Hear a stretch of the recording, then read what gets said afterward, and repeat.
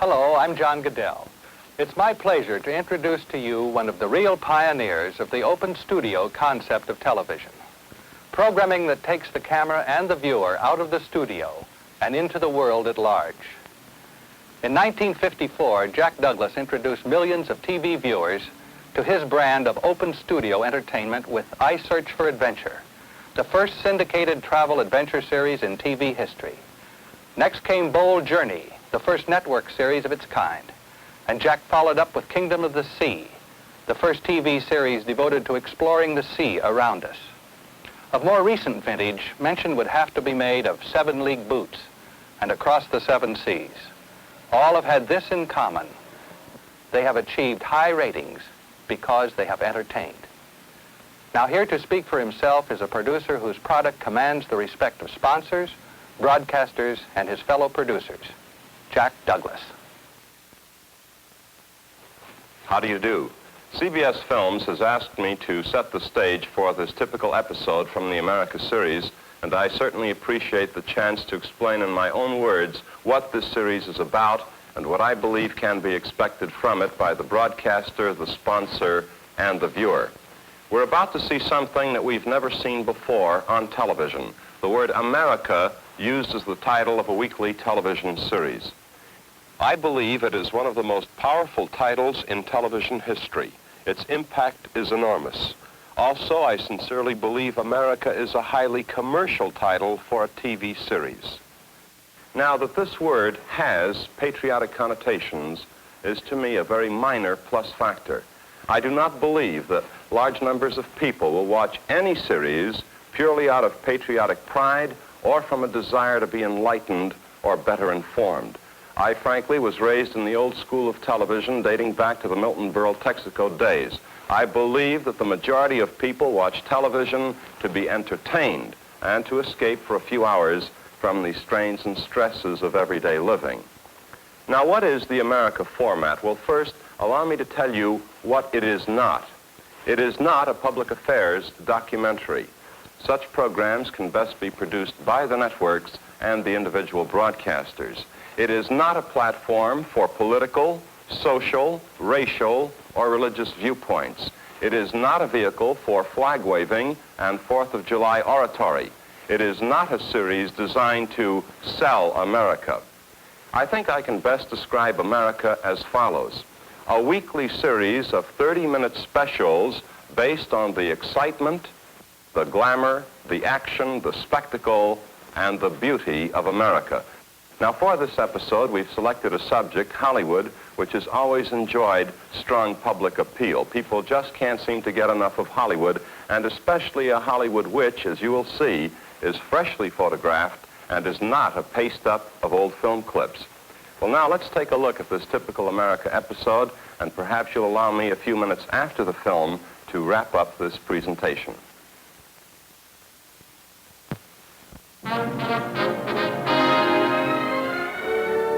America.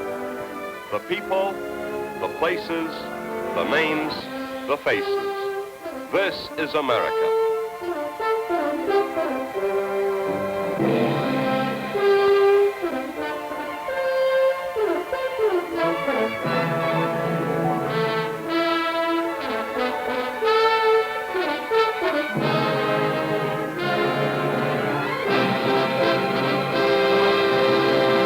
Good evening, ladies and gentlemen. This is Jack Douglas in the heart of Tinseltown, USA, better known as Hollywood, California. Behind me is the entrance to one of the many unique spots we're going to be visiting while we're here, the Roaring Twenties. Now, I know that you've seen Hollywood many times on television, but I think we have some surprises for you on this colorful tour. So welcome to Hollywood, the Tinsel Mecca.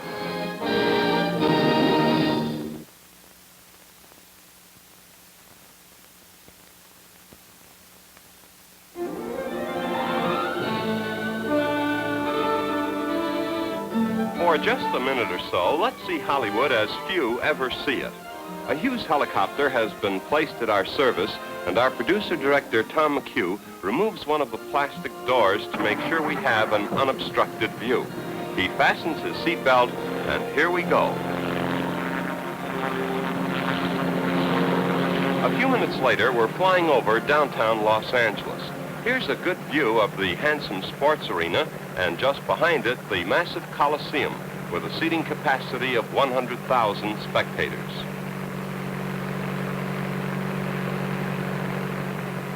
Dodger Stadium has also been used by the Los Angeles Angels of the American League. And when the stadium is packed like this, you just know that the visiting team is the New York Yankees. Now, in Tinseltown, every home is expected to have a swimming pool. And as these pictures prove, many of the homes do. This section of the freeway system has been dubbed Prayer Pass. The natives claim you have to pray to get on, pray to get off, and pray you never see it again. From 1,000 feet up, the major movie studios are even more enormous looking than from the ground. Here are whole villages featured in war movies of yesteryear, and here also are some make-believe city streets that we've seen in hundreds of films. Speaking of movie making, there's always something going on at Tinseltown's favorite movie ranch, Corriganville, some 29 miles northwest of Hollywood. Now, Corriganville was founded more than 20 years ago by the one-time cowboy star, Crash Corrigan. Thousands of youngsters and their parents pour into Corriganville every week, reliving for a day the memories of the Old West. And no matter how they spelled it, salami was only a nickel. But they didn't come here to learn spelling, they're here to see the stuntmen.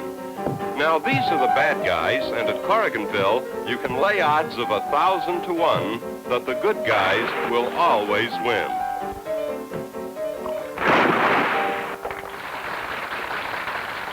But hold on, partner.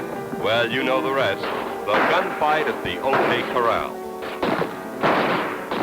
These stuntmen have to be experts.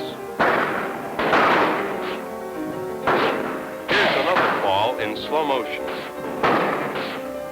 Incidentally, over 3,500 motion pictures have been filmed here at Corriganville.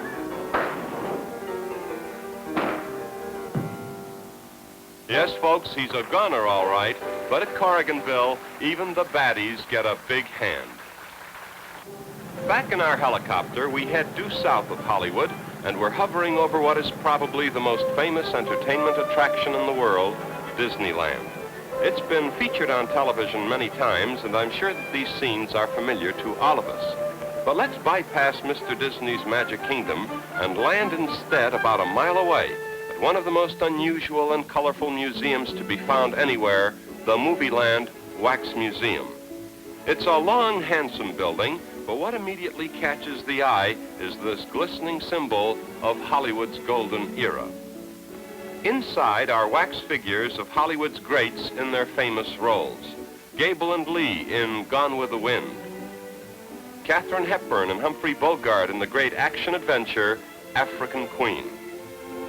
Now it's 4 minutes to noon, high noon, and a memorable portrayal by the greatest of the tall, silent types, Gary Cooper.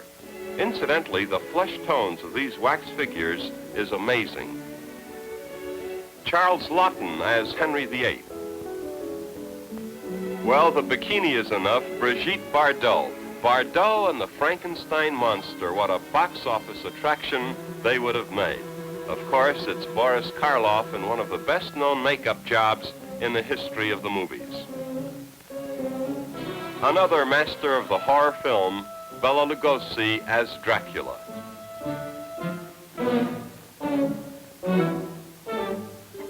You really get misty-eyed seeing these wax figures, Laurel and Hardy. And finally, the superstar, the king of the elite, the chic and the son of the chic, the one and only Rudolph Valentino. His grave and the women in black who visit there each year are well known, but not too many visitors to Hollywood know that in this tiny park at the corner of DeLong Prairie and Cherokee, there is a small but imposing marble tribute to the great matinee idol, a shrine paid for by donations from his fans throughout the world. Rudolph Valentino, 1895-1926, a lifespan of 31 short but emotion-packed years. There are more memories of the titans of Tinseltown at the famous Grauman's Chinese Theater. And every day, rain or shine, thousands of movie fans come here to walk where their idols have walked, to match footprints and fingerprints with the Joan Crawfords, Bing Crosbys, and Marilyn Monroes. They come, they look, and find it hard to leave. We've all heard and read a great deal about Forest Lawn, but unless we see it in person or through the eye of the camera, we can't possibly understand why so many consider it the most beautiful final resting place on earth. Indeed, Forest Lawn is much more, a memorial to the living as well as those who have passed on. The visitor is awed by the beauty and the serenity of the magnificent surroundings. Aside from the classic statuary and the ponds and the gardens, there are tributes to America's past.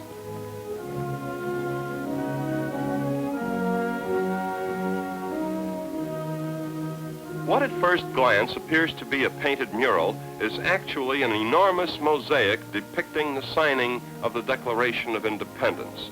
This mosaic was made from more than 700,000 pieces of glass tile in 1,500 shades of color. You know, much of Hollywood merely glitters, but Forest Lawn richly deserves its international fame. Skyborne again, there's much more to see and do in the Tinsel Mecca.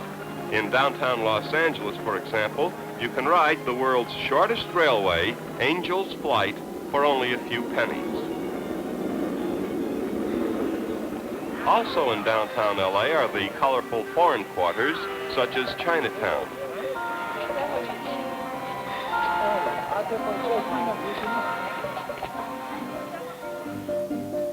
Olvera Street is Mexico in California.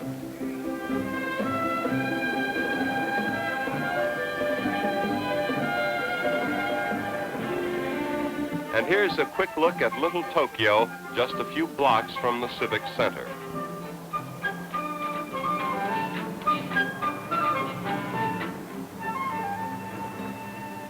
And always the Tinsel Mecca turns to the sea. On any weekend or holiday, the surfers dot the coastline, regardless of whether the temperature is 50 or 80 degrees. It's a free show, and so is Muscle Beach at the Santa Monica Pier. Now, by long-standing tradition, this stretch of sand is reserved for those who have muscles or want muscles, and it always helps to have an audience.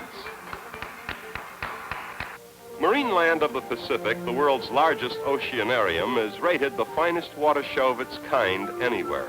The setting is unnatural. It's perched high on a cliff overlooking the Pacific, roughly an hour by car from Hollywood. The helicopter cameras give us an idea of its size. 90 acres of amphitheaters, aquariums, and tanks. The building in the background, some 4 stories high, allows visitors to walk in from any of the ramp levels and peek through portholes at the fishbowl. And what a fishbowl! It contains 540,000 gallons of water and some 3,000 creatures of the deep representing 100 different species of sea life. A helmeted diver feeds the inhabitants 6 times daily to make sure that the little fellas also get their share. Otherwise, the giant turtles, the rays, and the large sea bass would simply take it all. The Sea Arena is the biggest of the show arenas, seating approximately 3,000 people, and it's here that the seals and porpoises perform. The stands are packed with visitors from all over the world, the whistle blows, and it's showtime. Well, the seals are always fun, but the graceful, leaping porpoises are the hit of the show.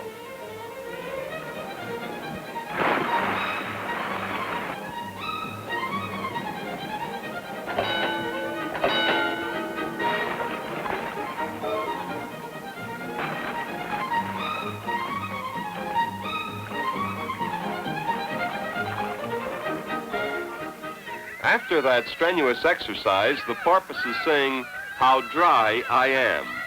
Next week, Pagliacci.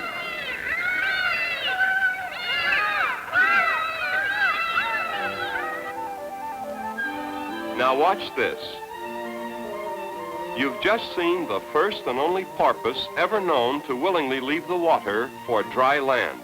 And oceanographers from all over the world have come here to see this remarkable reversal of a porpoise's natural instinct to remain in water. It's never happened before. The porpoises are fed in a tank of their own, and this also amounts to individual feeding. And here again, the porpoises reveal their playful, gentle nature. Now look closely, and you'll see the diver actually pet the porpoises as they glide by. When they take their final bows in unison, they remind us of a graceful ballet. Perhaps the most spectacular of all the attractions at Marineland of the Pacific is the whale show in the whale arena. These are the small Pacific pilot whales, and as of the moment, Marineland has 3. This is Bimbo, 20 feet long and weighing a tidy 4,000 pounds. And here's Bubbles, the female, showing off her Easter bonnet. Watch her leap.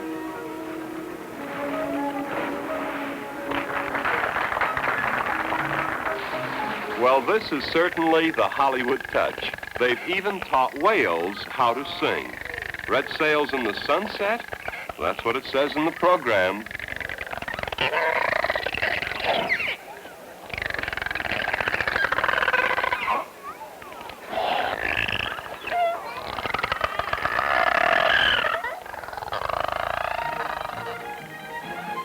They put on quite a show here, Marineland of the Pacific, another of the colorful attractions in the Tinsel Mecca. In part 2 of tonight's tour of Tinseltown, we're going to concentrate on Hollywood after dark. First, this intermission.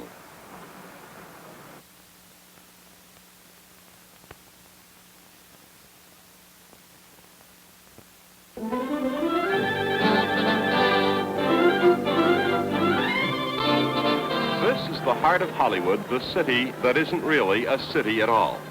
1 block north of Hollywood Boulevard, this enormous gingerbread Gothic mansion seems out of place with sunny California. Still, in the bright sunlight, it looks peaceful and inviting, but at night when Hollywood Boulevard is ablaze with activity, the House of Spires is as cheerful as a witch's den. Well, this is indeed a house of witchcraft, but have no fear. Instead, welcome to the Academy of Magical Arts, a private club belonging to professional and amateur magicians. Once inside the foyer, you have to know the magic words to enter the club rooms. Open sesame. All right, we're in, and hoping to make friends, we ask, how's tricks? Well, ask a foolish question. Now, believe it or not, the Magic Castle does have a ghost, a musical ghost known to the members as Invisible Irma. The guest plays, and Irma repeats.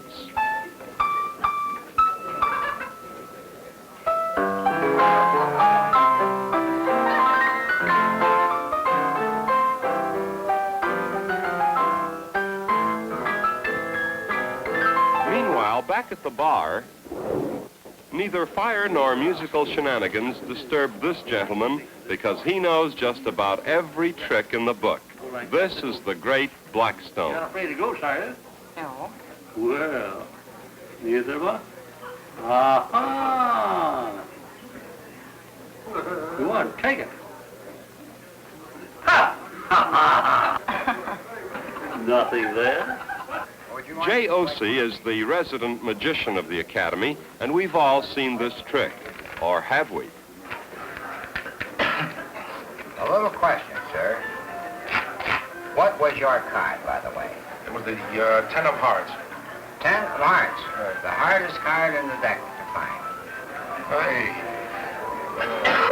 Rope and ring tricks are almost as old as the art of magic. But Dick Zimmerman has added some startling refinements. Now, watch this young magician very closely. He's a good one.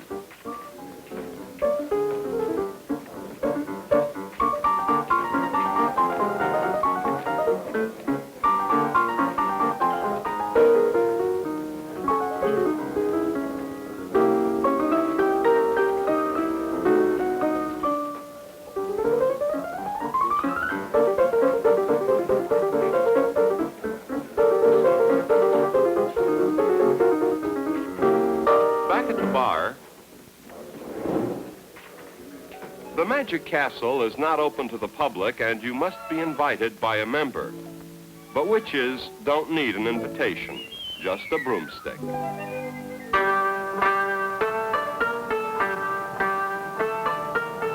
The New Ginza Supper Club in downtown Los Angeles is a far cry from the merry madness of Hollywood's Magic Castle. The entertainment isn't lavish, but the atmosphere is charmingly Japanese.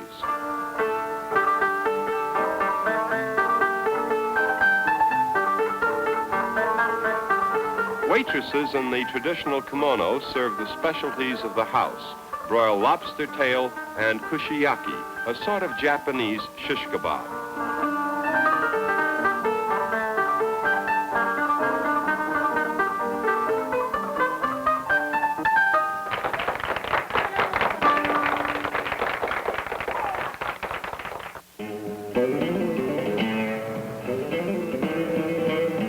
Troubadour, just a few blocks from Hollywood Boulevard, is known as an avant-garde cafe. But it's much more than a cafe. As of the moment, it's the favorite of Hollywood's young and young in heart.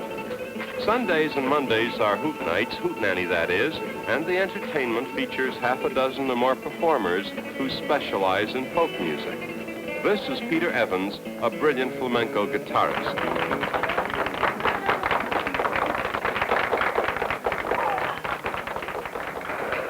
These two young men are billed as the other singers, and they really kick up a storm with Rock Island Line. Get on a railroad train, get a head of steam on, shovel in the coal, stick your head out the window, watch those drivers. Yeah.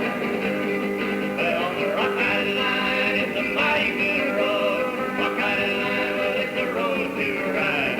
Rock Island Line, it's a mighty good road. If you want to ride it, gotta ride like you find it. Get this ticket at the station on the Rock Island Line. David Bernard provides a change of pace, an Israeli folk song about the Negev desert. Oy Tenzam von Negev, lang der Teutze. Oy Tenzam von Negev, gefangen Israel. Now a young married couple, Jim and Jean. What's that I hear now ringing in my ear?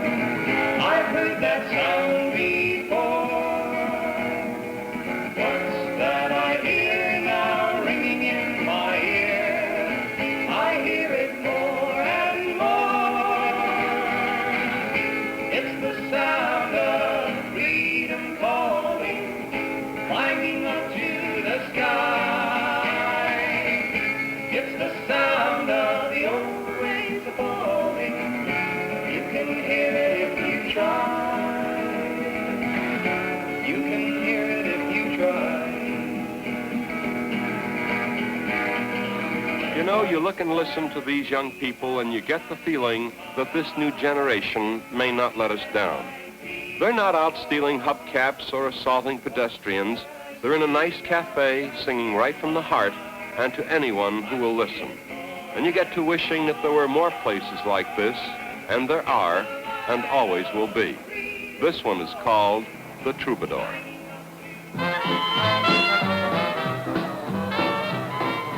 The Roaring Twenties is probably the most colorful and interesting night spot in the Tinsel Mecca. This palace of pleasure is located on La Cienega Boulevard, which is Hollywood's restaurant row. Once inside, this lovely creature gives us the folksy approach. Good evening, folks. Welcome to the Roaring Twenties. If it's too early for showtime, you can always kill a few minutes with minor attractions such as a shooting gallery or a quick sketch artist who will draw your caricature for $1.50, or the Black Marshal, a fast-draw mechanical marvel so slow on the trigger that the customer always wins. The Black Marshal is quite a ham. Listen. Oh! You got me.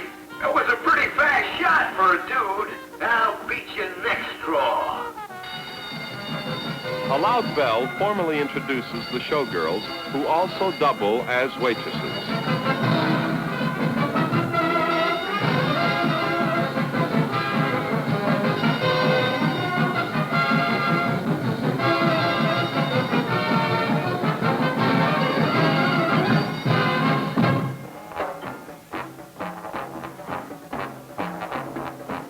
The speakeasy is to the right of the main saloon, and inside, the Putt Brown Jazz Quartet is tailor-made for people who would rather listen than dance.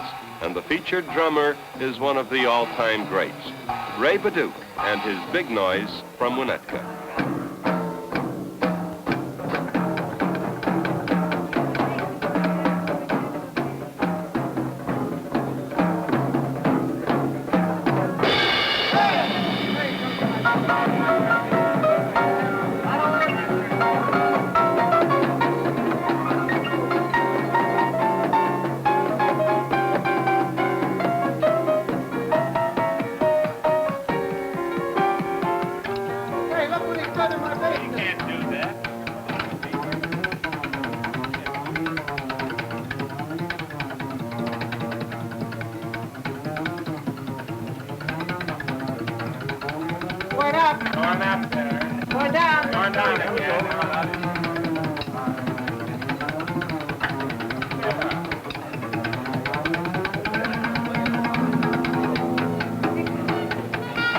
Back in the main saloon, though they actually prefer to say salon, the showgirls dance on the bar.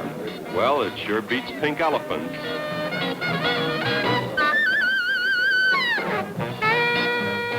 To use modern terminology, it's a swinging place, but it's also a flashback to America of the 20s and a highlight of today in the Tinsel Mecca.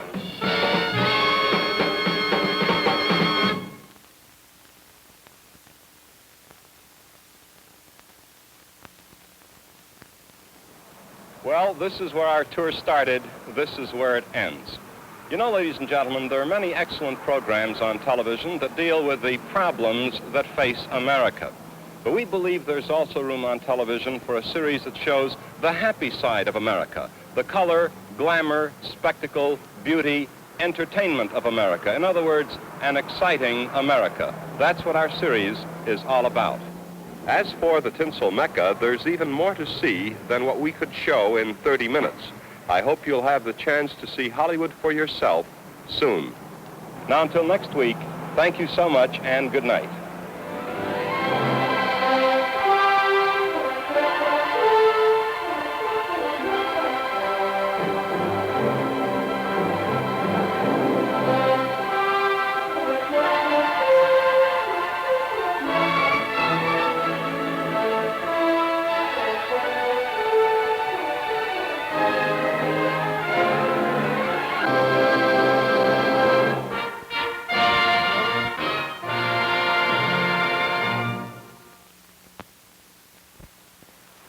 I would imagine that one of the questions you may have in mind is, what are some of the other episodes on the planning boards?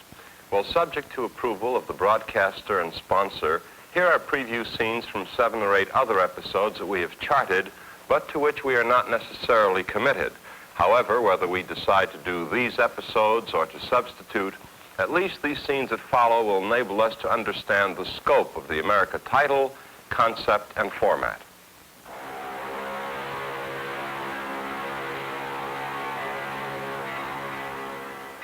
This is one of the most glamorous capes in all the world, Cape Cod. These are the men and the boats that fish for the cod. And this is the constant sea that surrounds the Cape, the cold, relentless Atlantic. The Cape and Martha's Vineyard, what a colorful wonderland this is. And yet less than 10% of our people have ever seen it, and few of those have seen all that there is to see. Here are brief glimpses of what I mean.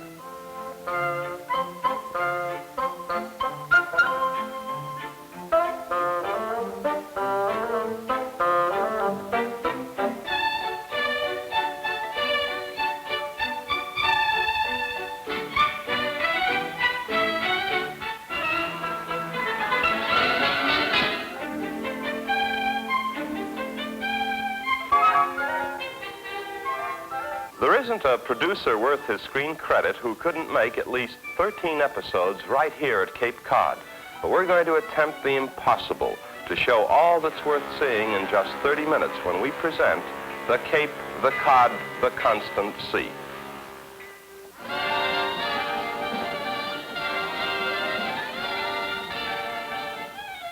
Believe it or not, something does happen in Puyallup, Washington. The Western Washington Fair takes place once a year, and the blasé sophisticate might say, well, so what? But man, you've got to believe it, they have a hot time in the old town of Puyallup.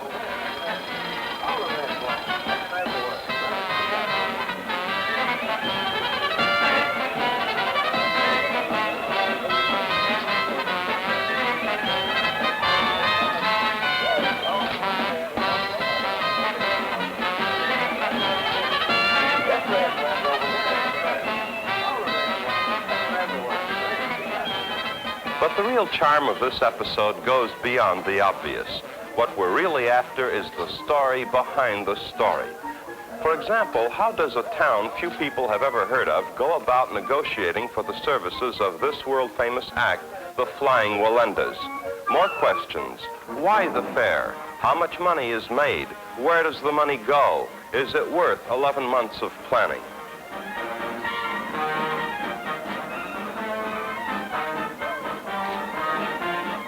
This episode is a sleeper, and what you're seeing is merely the introduction to 30 minutes of action, nostalgia, and pure entertainment.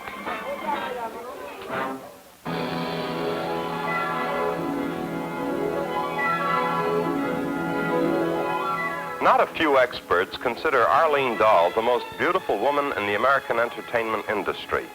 Miss Dahl will be our subject and our guest as we chronicle 7 days in the exciting life of one of America's most dazzling glamour queens.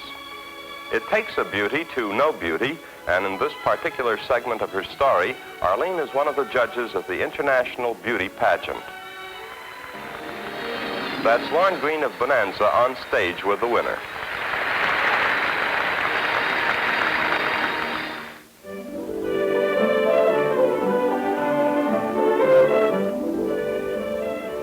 This is Concord, Massachusetts, population 3,100. And you may ask, what is here that's worth 30 minutes of TV time? Well, let's follow the sign and literally go back to the very beginning. The Old North Bridge is still there, spanning the lazy, lovely Concord River. And just across the bridge is one of the most sacred plots of ground in American history, a spot commemorated by the famous statue of the Minuteman. Ralph Waldo Emerson summed up when he wrote, "By the rude bridge that arched the flood, their flags to April's breeze unfurled, here once the embattled farmer stood and fired the shot heard round the world."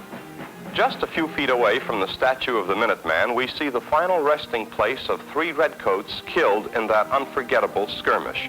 And James Russell Lowell wrote their epitaph, "They came 3,000 miles and died to keep the past upon its throne."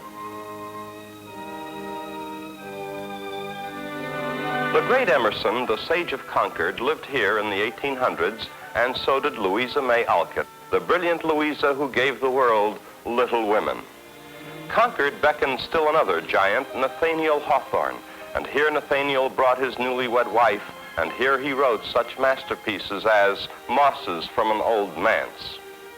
Walden Pond, immortalized by Henry David Thoreau, is also in Concord, and on this pathway which leads to the pond is a chained-off square marking the spot where Thoreau built a cabin and shut himself off from the outside world.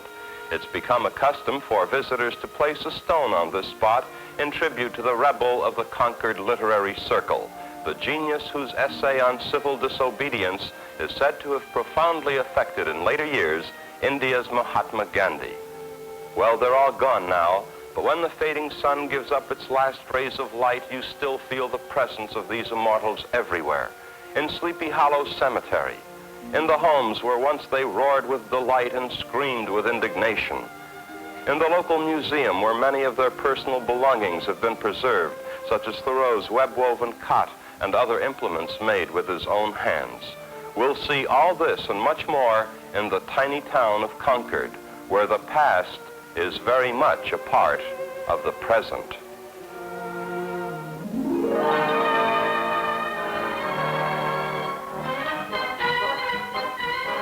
The great Ziegfeld made the showgirl almost as synonymous with America as apple pie.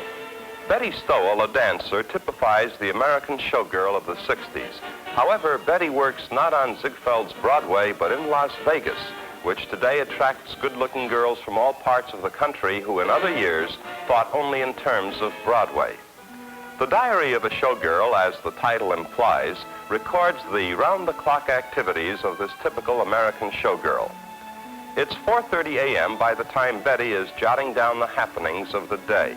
She will sleep until roughly 11 a.m., and since showtime will still be 10 hours away, her main concern is keeping occupied during the daytime hours. Betty was born in Albuquerque and studied music at San Jose State College in California. She attends classes part-time at the Las Vegas branch of the University of Nevada, and by 3 p.m. she's taking lessons of a different nature from golf pro Kurt Wilson. Betty's not particularly wild about golf, but it helps relieve the boredom of Las Vegas by day. Then at about 4 p.m., a cheesecake session at the casino pool for a national men's magazine. And for the same magazine, Betty puts on one of her numerous show costumes and performs for the still photographers in front of the stage curtain.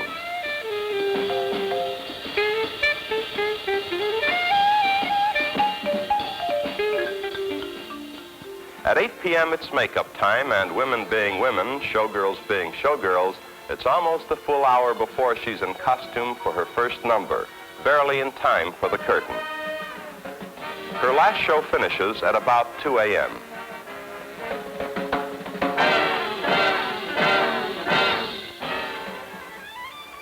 Shortly thereafter, she's on her own time and a busman's holiday as she and her date have late supper and champagne at another hotel casino, and a 50-cent fling at the Wheel of Fortune. These are but brief glimpses from the Diary of a Showgirl. There's much more in store for our viewers when we unfold the full story of the life of a typical American showgirl. Incidentally, in all of our episodes, the people involved will be heard as well as seen. These will not be silent pictures with narration only.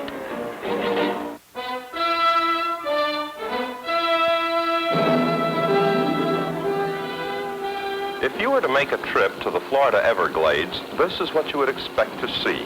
A sea of grass seemingly endless, serene, beautiful, and the fragrance of jasmine scenting the air. Did we say jungle? Why, they even have tourist boats cruising the inlet channels. But just get off the beaten path, and the jasmine jungle explodes.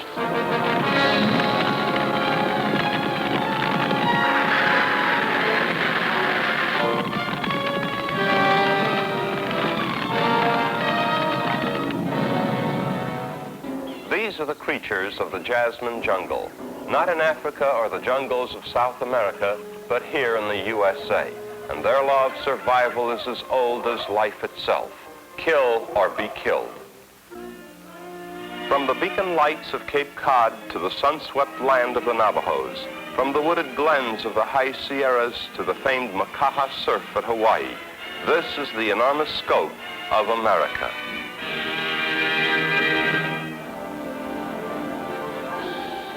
To what extent will we make use of stars and celebrities in the America series?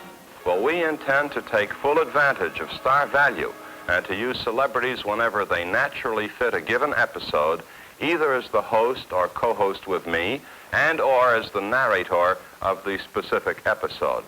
For example, in the Arlene Dahl show, I intend to do no more than introduce her, and she will thereafter carry the episode on and off camera. Then again, some episodes will be entertaining simply because the content will be entertainment. And to a great degree, I think this was true of the Tinsel Mecca we've just seen. Now, people pay $2 and $3 and more to see what we saw of the highlights of the Marineland show, the stuntmen at Corriganville, and the shows at the Roaring Twenties, the Troubadour, etc. Now, with episodes such as this, all that the host has to do, myself or someone else, is to get out of the way and let the entertainment take over. My allotted time for this presentation has just about run out, but I would like to add one final personal thought. Because I have lived with this powerful America title and format for many, many months, I have had ample time, I think, to at least try to evaluate and understand the tremendous possibilities that lie ahead. This America series can be whatever you and we want it to be. I call it a blue sky series. The sky is the limit, and it's for us jointly to decide how high we want to reach. I'd like to thank you for this chance to express my views about the America series, and I sincerely hope that in the main, you also share most of these views. Thank you very much.